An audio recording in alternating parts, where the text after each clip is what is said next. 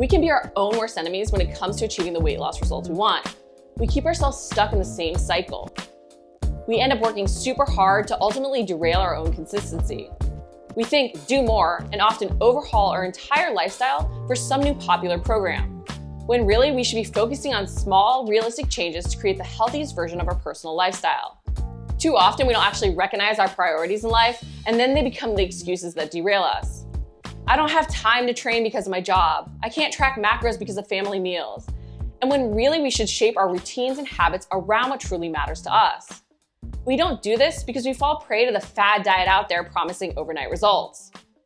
Because of these fad diet, overnight result transformations we see online, most of us do tend to overestimate what we can accomplish short term, while even underestimating what we can accomplish with long-term consistency, which allows those results to actually snowball. But I want to save you the heartache of starting another program working super hard to only ultimately end up worse off than where you started.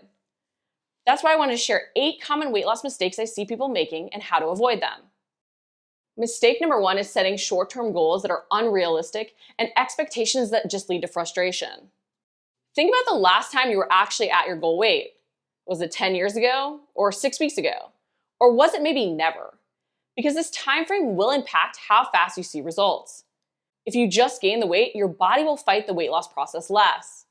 Whereas if you haven't been at your goal weight for years, or maybe even ever, your body won't want to change from where it is now, what it sees as its normal balance. It's why we can't just expect to even reverse years of damage in months, despite these months feeling long and like we've worked really hard. We need to realize that progress is never linear, and there will be periods where we even feel like we're taking a step backwards before we move forward. It's why it's key we find multiple ways to measure progress. We even want to celebrate those daily habit wins and the repetition of them consistently as wins themselves. And we need to take the time to step back and watch overall trends. Remember that results take time to snowball. Mistake number 2 is eating too little. You need a calorie deficit to lose weight. Whether you create this through eating less or working out more, or maybe a little bit of both, you need to eat less than you expend to lose. However, this doesn't mean that a bigger calorie deficit will mean better and faster results. Often eating too little or even training too much will sabotage your results, especially long term. And eating too little in the past may actually be making your current attempts at weight loss even harder. Our body puts survival as its top priority. And when we eat too little, our body fears for its survival and will regulate what it can to conserve energy. This is why our metabolic rate can drop and we can even lose muscle mass over controlling as much as possible for fat loss when we drop our calories too low. This is why we need to focus first on macros and second on that smaller calorie deficit when trying to lose weight. It may even be why we need to not focus on weight loss for a period, even if that's our ultimate goal. Sometimes we first need to do a period where we're actually rebuilding our maintenance calories, retraining our body to eat more and properly fuel, before we can even then consider creating a small deficit to lose weight. Otherwise, we may find ourselves in the situation of eating 800 calories, but still not losing while training for hours each and every day. Mistake number 3, you fear heavy weights. Let's get one thing straight. Lifting heavy will not make you bulky. It isn't easy to gain muscle, especially the more advanced a trainee you are.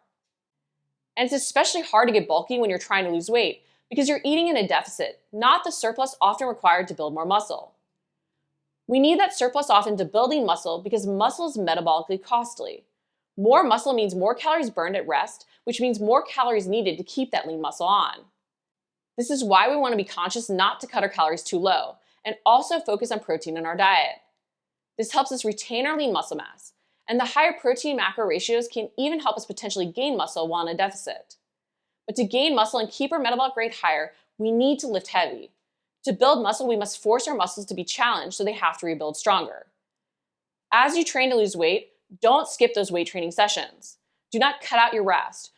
Focus on using heavy weights that really challenge you to get close to failure and force you to eke out those last couple reps. Don't just use a weight you kind of feel or could easily do more reps with, or you don't really need to rest or recover between rounds to maintain the loads. Challenge yourself. It should feel heavy no matter the rep range you use, so you don't want to have to do all the reps you're going to perform. If the rep range says 6 to 12, you don't want to be able to do 15 reps. 12 should be a struggle, and you may find as you increase loads, you even hit a weight where you can just barely do 6. Then maybe you stay there for a few weeks as you build up to being able to do 12 reps with the loads before increasing. But you don't want to just stop with a weight because you hit the top of a rep range or like the number of reps you performed. Mistake number 4 is you cut out the foods you love. Here's a question we all need to ask ourselves. Will I be able to cut this out long term? Now, achieving a new and better result always means sacrifice. And the faster we want results, the more we may be willing to sacrifice at least to start. But we can't do this at the expense of creating something sustainable. We can't do this with no plan as to how to add the things in we love when we're ready. Because the simple fact is, you can't do one set of habits to lose the weight, then simply go back to what you were doing prior and maintain those results. Your habits have to have changed, even though you won't be doing exactly the same weight loss habits as you do to maintain. It's why it's key we learn how to balance in the foods we love and maybe even start by tweaking around those foods. I'm 100% pro macros and tracking. This is truly the best way to see what you're currently eating and learn how to adjust your lifestyle. You can also plan on the thing you want first and adjust your other meals around that snack or dessert or meal to then hit your overall macros for the day. You can even learn how to eventually make swaps to strike your balance. But too often we simply cut out the things we enjoy, even though we want to eat them long term, and we never learn to strike that balance. A healthy diet has to be one you're going to stick with if you want to lose weight and keep it off. Mistake number 5, you estimate portions and you eat intuitively. If you're looking to lose weight, I'm sorry, but you don't yet know intuitively what you need to eat. You can't just fully listen to your body and fuel. You don't truly know the portions you need to see results. You need to learn what your proper portions are and truly relearn how to listen to those natural hunger cues. We have to remember that there are so many things that fight against us actually being able to tell what our body needs. From hyperpalatable foods that don't cause us to feel full when we should, to stress and lack of sleep making us feel hungry when we aren't, to even distorted portions we're actually just used to eating and consuming that now feel normal. Learning what you need to reach the weight you want means tracking and measuring. It means giving yourself an accurate picture of what you're consuming to adjust. We're really bad at estimating our portions until we've truly seen what the correct portion sizes are. So while your ultimate goal should be to learn what you need to do, you first need to start by tracking and measuring everything. This is the only way to have that objective outside look at what you're doing. What we measure gets managed. Don't deceive yourself by not giving yourself that clear picture. Don't let yourself feel frustrated that nothing is working when you can't truly know what you're doing. Track and measure to learn what your body needs and be able to adjust even as your needs and goals change over time. Mistake number 6 is you don't focus on sleep. We often focus on our workout and diet routine when we want to lose weight. And part of that's because it's truly easier to control. It's hard to be like, I need to sleep and then get more sleep. But we can't ignore the importance of getting adequate rest. Not only is sleep key to recovering and rebuilding from our workout sessions, and even making us want to push harder during our training because we're energized, but getting enough sleep is also key to helping us avoid overeating. A lack of sleep can basically make you feel hungrier. This isn't your imagination. The hard part is, how can you focus on getting more sleep? Creating a pre-bed routine to help you wind down can be key. And even getting in the habit of going to sleep and waking up at the same time can help you build that pattern to get better quality of sleep. And as weird as this sounds, you may even want to adjust your workout design and schedule so you aren't always sacrificing sleep for training if you do train early in the morning. While working out is essential to our overall health, we can design for the time we have while caring about the quality of our sleep to get more out of every training session. Mistake number 7, you don't focus on a proper warm-up.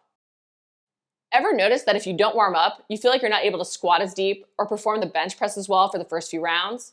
Like it takes you time to warm up and fully get the most out of the move? It's because you're basically wasting rounds of your workout warming up, and you're potentially putting yourself at a greater risk for injury with improper recruitment patterns, which could lead to you actually having to take time off of training. Time off from working out won't make you lose weight faster.